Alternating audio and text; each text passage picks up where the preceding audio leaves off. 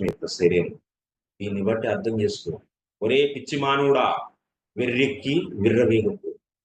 ఈ శరీరం, ఈ మనస్సు, బుద్ధి, ఇంద్రియాలు అన్నీ కూడాను భగవంతుడి యొక్క సేవకి, లేకపోతే జ్ఞాన మార్గంలో ప్రయాణించడం కోసం, జ్ఞాన సాధనను అవలంబించడం కోసం, లేకపోతే అష్టాంగ యోగాన్ని అవలంబించడం కోసం. కానీ గత శాస్త్రం ఏం చెబుతుంది?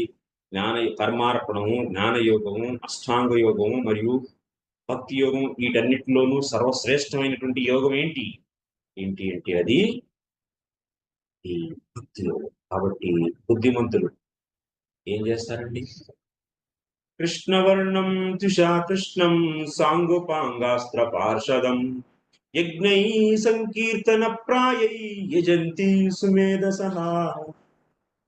సో బుద్ధిమంతులు ఏం చేస్తారు అంటే, ఈ యొక్క కలియుగంలో యజ్ఞై సంకీర్తన ప్రాయై యజంతి సుమేధసః.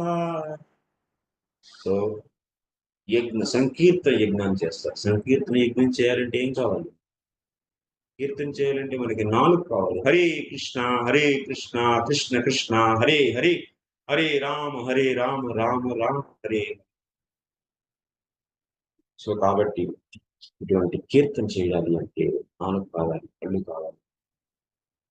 ఇందుకోసం మనకి చేసిన, నువ్వు తిని భోగించడం కోసం కాదు.